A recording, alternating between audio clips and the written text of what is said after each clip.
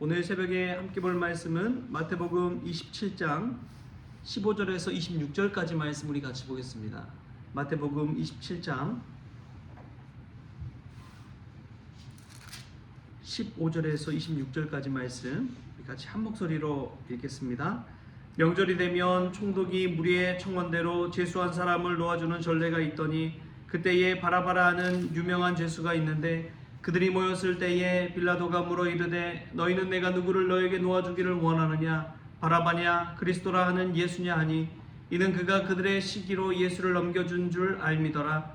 총독이 재판석에 앉았을 때에 그의 아내가 사람을 보내어 이르되 저 오른 사람에게 아무 상관도 하지 마옵소서. 오늘 꿈에 내가 그 사람으로 인하여 애를 많이 태웠나이다 하더라.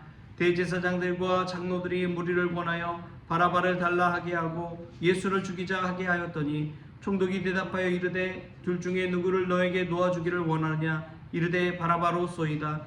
빌라도가 이르되 그러면 그리스도라 하는 예수를 내가 어떻게 하랴. 그들이 다 이르되 십자가에 못 박혀야 하겠나이다. 빌라도가 이르되 어찌미냐 무슨 악한 일을 하였느냐. 그들이 더욱 소리질러 이르되 십자가에 못 박혀야 하겠나이다 하는지라. 빌라도가 아무 성과도 없이 도리어 밀란이 나려는 것을 보고 물을 가져다가 무리 앞에서 손을 씻으며 이르되 이 사람의 피에 대하여 나는 무죄하니 너희가 당하라. 백성이 다 대답하여 이르되 그 피를 우리와 우리 자손에게 돌릴지어다 하거늘 이에 바라바는 그들에게 놓아주고 예수는 채찍질하고 십자가에 못 박히게 넘겨주니라. 아멘. 할렐루야. 말씀 이 주는 귀한 은혜가 저 여러분의 있기를 소망합니다. 예수님을 믿고 예수님을 사랑한다는 것은 무엇일까요? 신랑 신부 그 두 커플이 있었습니다. 그 두 커플 모두 서로를 사랑했죠. 그래서 이 신혼 부부가 이제 결혼해서 남편이 출근을 하는데 출근하는 남편을 이 배웅을 하는 것이죠. 그래서 아내가 현관 문 밖까지 나와가지고 손 흔들면서 잘 갔다 오라고 그렇게 배웅을 했습니다.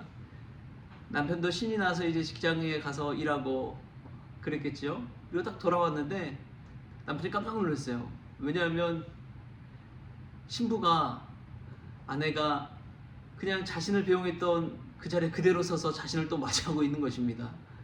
아니 어떻게 된 거냐고 했더니 당신을 너무 사랑해서 당신을 너무 보고 싶어서 그냥 그 자리에 계속 기다리고만 있었다고 그런 이야기를 해요.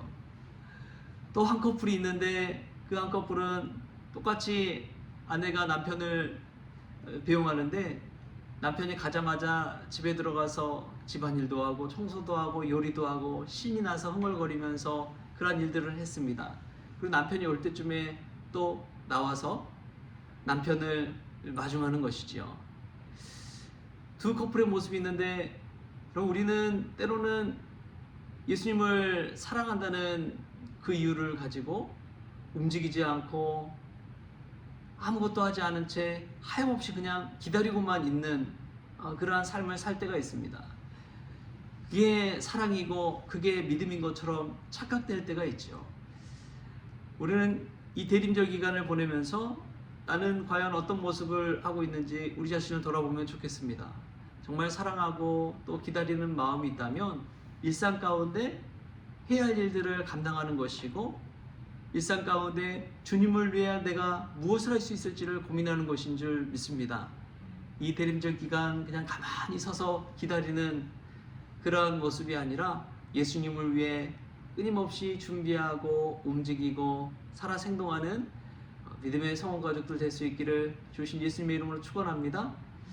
오늘 빌라도의 신문 이후에 빌라도가 오히려 예수님에 관한 이 판결을 내리기 전에 유월절에 있는 전례를 따라서 죄수를 한 사람 놓아주는 그 전례를 이용해서 예수님을 좀 놓아줬으면 좋겠다.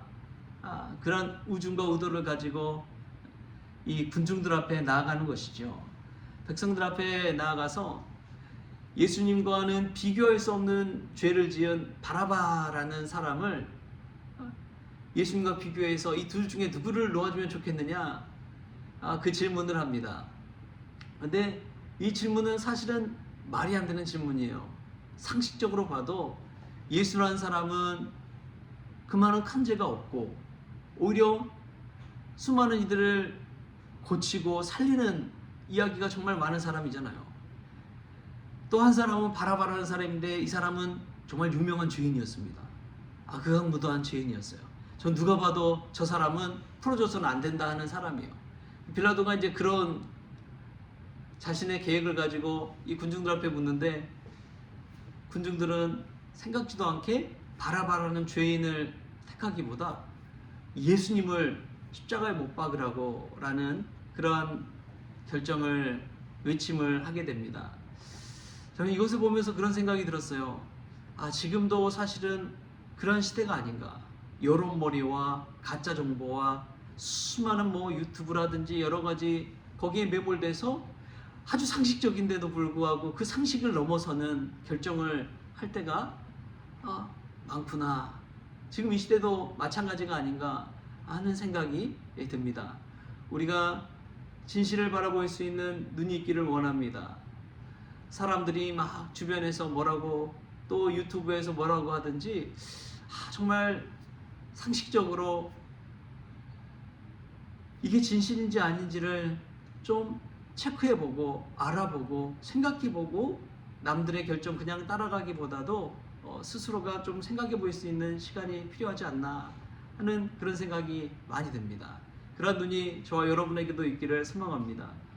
근데 왜 이 빌라도가 이 바라바라는 사람과 예수님을 둘을 그냥 올려놓고 백성들 앞에 결정하라고 그랬을까? 선택하라고 그랬을까?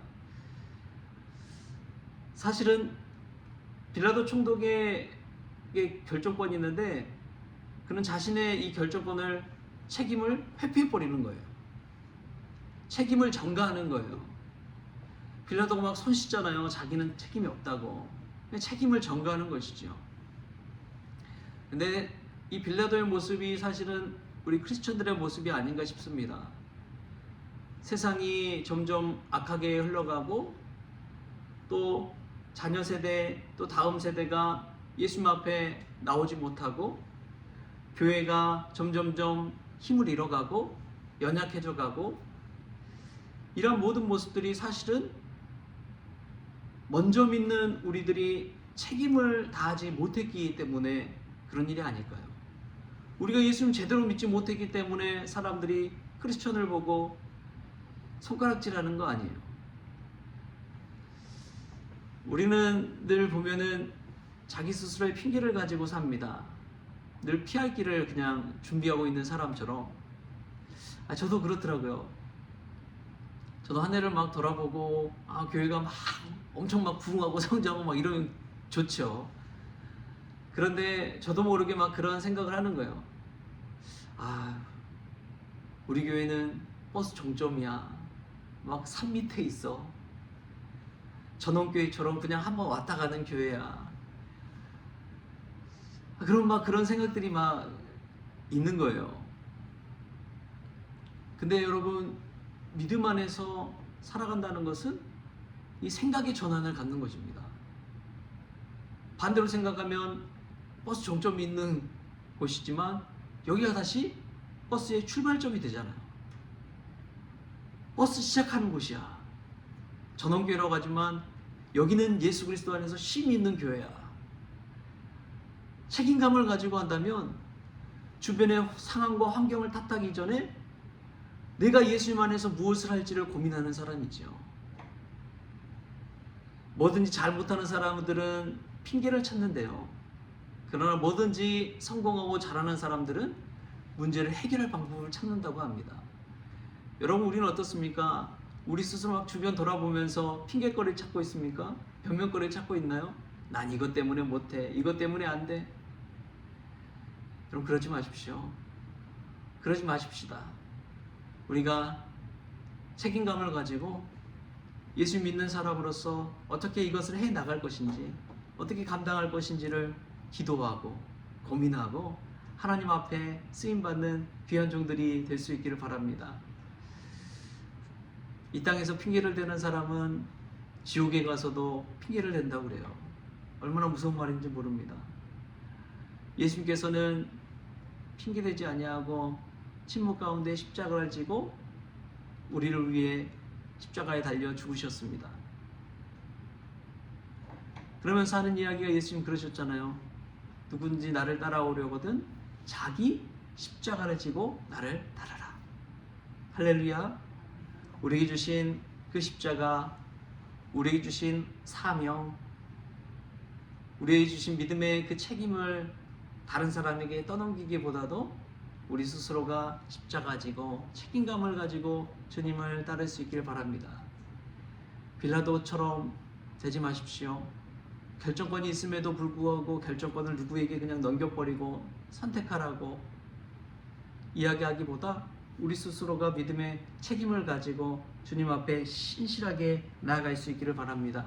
십자가를 붙들고 산다는 것은 책임을 다하는 것이지요.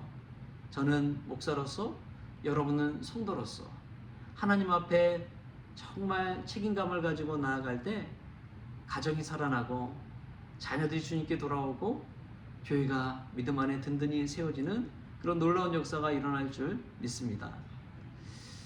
참 저는 오바마 대통령에 관한 연설 속에서 참 기억에 남는 것 중에 그거예요. 가인과 아벨 가지고 이야기를 나누는데 가인이 그러잖아요. 내가 내 아우를 책임지는 사람입니까?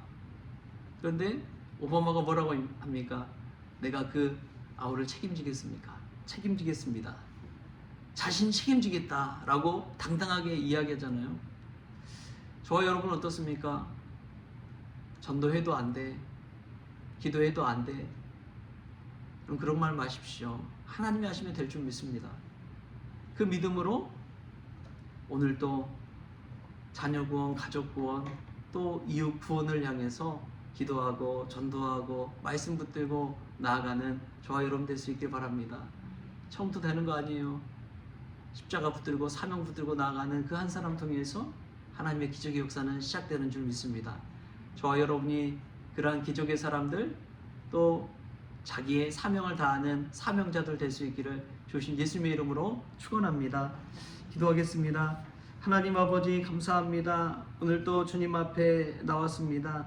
주님, 저희들은 늘 핑계거리를 찾고 변명거리를 찾고 자기 방어를 하며 살아가는 그러한 삶을 삽니다. 그러나 우리 주님은 십자가를 지고 우리를 대신하여 죽으셨습니다. 그 사명을 다하셨습니다. 저희들도 주님을 따르고 주님을 믿는다면 나의 십자가를 지고 주가 주신 사명, 가족 구원, 자녀 구원, 또 세상에 나아가 빛과 소금으로 사는 그 사명을 잘 감당할 수 있도록 주님 주장하여 주옵소서. 핑계거리를 찾기보다 이 문제를 어떻게 해결할지를 늘 기도하고 고민하는 믿음의 종들 되어지게 하여 주옵소서. 오늘 하루를 주신 것에 감사하며 예수님의 이름으로 기도하옵나이다. 아멘. 주기도문으로 오늘 새벽 기도를 마치겠습니다. 하늘에 계신 우리 아버지여, 이름이 거룩히 여김을 받으시오며 나라가 임하시오며 뜻이 하늘에서 이루어진 것 같이 땅에서도 이루어지이다. 오늘 우리에게 일용할 양식을 주시옵고 우리가 우리에게 죄진 자를 사하여 준 것 같이 우리 죄를 사하여 주시옵고 우리를 시험에 들게 하지 마시옵고 다만 악에서 구하시옵소서. 나라와 권세와 영광이 아버지께 영원히 있사옵나이다. 아멘.